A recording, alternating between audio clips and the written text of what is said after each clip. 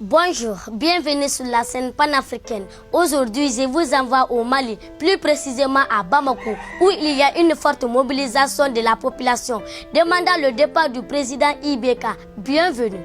Bien avant, j'aurai un vibrant hommage à tous les militaires africains qui sont tombés pour défendre le Mali. Que leur âme repose en paix. Je vous fais un petit rappel sur cette crise. La guerre du Mali est un conflit armé qui a lié au Mali depuis 2012. À la suite d'une insurrection de groupes salafistes djihadistes et indépendantistes pro-Azawad. Elle s'inscrit dans le contexte de la guerre du Sahel et des rébellions Touareg contre l'État malien. Mais bien avant cette crise, il existait des éléments factuels de nature à inquiéter. On peut citer notamment la présence des narcotrafiquants qui agissaient très souvent avec la complicité de la CFRI locale et d'une certaine hiérarchie militaire. Le septentrion malien constituait depuis longtemps déjà un terreau favorable à la constitution et au développement de groupes de terroristes et de bandits armés. Nous allons rejoindre notre correspondante Fatou Kouyaté depuis Conakry. Bonjour Fatou. Bonjour, sœur Adama Kadiatou Kamara. Fatou, est-ce que vous pouvez nous expliquer l'agent déclencheur de cette manifestation? Merci pour cette question, sœur Adama Kadiatou Kamara. Retenez que le Mali est en train de traverser une crise sociopolitique très catastrophique pour sa population. Elle est caractérisée par plusieurs conflits dans les villes du nord comme Tombouctou, Kidal et Gao. Ces villes sont toujours confrontées par des violents combats entre l'armée malienne et les terroristes. Sœur Adama Kadiatou Kamara, pour comprendre l'agent déclencheur de cette manifestation, je vous demande de regarder cette vidéo d'un blogueur, le nom de l'enfer de la vérité, qui a fait beaucoup de polémiques au Mali.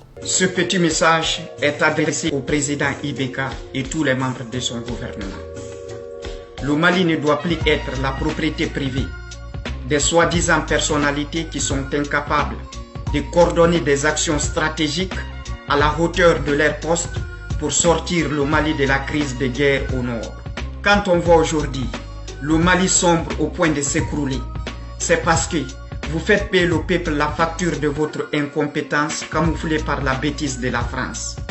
Monsieur Ibeka, cette question est pour vous. Vous êtes le président de la République du Mali pour sauver le Mali et défendre ses intérêts ou pour foncer le Mali dans le piège de la France? C'est une grosse honte pour le président d'une république de regarder des centaines de jeunes soldats maliens tomber tous les jours au prix de sauver le drapeau du Mali du complot que vous, Ibeka, que vous avez cautionné par l'inaction de ne pas riposter avec détermination. Les membres de votre association, dans une puissance d'affinité qui se disent le gouvernement du Mali, n'apportent aucune solution aux besoins de la jeunesse malienne au point de voir clair dans ses rêves.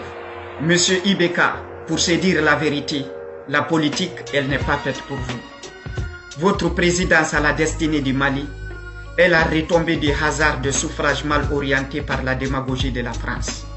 Pour vous faire comprendre, M. Ibeka, que le mérite du pouvoir n'a jamais été votre option pour la magistrature suprême du Mali. Ça se voit même à travers votre façon de diriger le pays avec la peur au ventre. Monsieur Ibeka, je suis de Guinée-Conakry.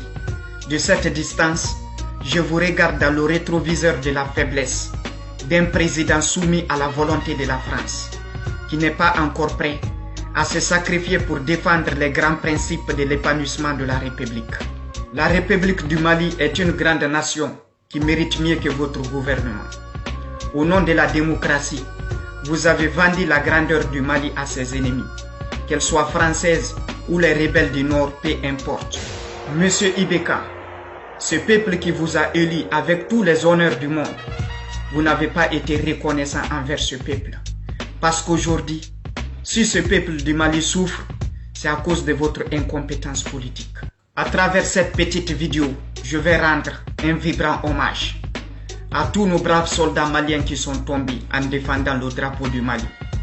Que leur âme repose en paix, que la terre leur soit légère. Une forte pensée à leur famille. Pour ceux qui vont se poser des questions, voilà votre réponse. Je ne suis pas du Mali, mais je suis de l'Afrique. On ne pourrait jamais parler de l'Afrique occidentale sans mettre un accent particulier sur la grandeur du Mali. Parce que c'est le Mali qui est la colonne vertébrale de l'Afrique occidentale. Pour ceux qui savent l'histoire de l'Empire Mandingue, si le Mali est malade, c'est toute l'Afrique qui serait souffrante. Merci pour votre attention, Fatou Kouyaté depuis Conakry. Merci Fatou depuis Conakry. Bonjour professeur Kader Yomba Kondé. Vous êtes à Bamako. Qu'est-ce qui se passe là-bas en réalité? Bonjour cher Adama Kadiatou Kamara, je suis en direct de Bamako, plus précisément dans le quartier Amdalaï ACI. Depuis 5 h du matin, il y a eu une forte mobilisation à la place des martyrs, dont le slogan est « IBK doit quitter ». Chers Africains et Panafricains, retenons une seule chose par rapport au conflit dans le nord du Mali. Les terroristes sont 10 fois plus armés que l'armée malienne. Ça s'explique par des choses. Primo, c'est la complicité de la France avec certaines autorités de l'armée malienne qui sont en train aujourd'hui de déstabiliser le nord du Mali. Secondo, c'est à travers les trafiquants des armes de combat que le Mali est en train d'être déstabilisé. Ma petite remarque, ça c'est pour tous les chefs militaires africains. Si vous remarquez très bien, les véhicules que les terroristes utilisent, apparemment, c'est des marques qui sont connues sur le plan international. Et c'est des nouvelles marques 2019-2020. Remarquez très bien, est-ce que ces terroristes-là ont quitté le Mali pour partir prendre ces voitures-là dans les pays développés en peine de les envoyer dans le nord du Mali? Je vous dirais tout simplement non. Le jeu que la France est en train de mener en Afrique est déplorable, catastrophique et dramatique pour nous, le peuple africain. Pour terminer, je demande à mes frères et sœurs maliens de se donner la main. Seuls dans l'union, nous pouvons vaincre. Vive le Mali! Merci professeur Kader Yomba Kondé pour cette explication. Vaillant peuple du Mali, je vous demande d'être très vigilant. Ensemble nous vaincrons. Vive le Mali!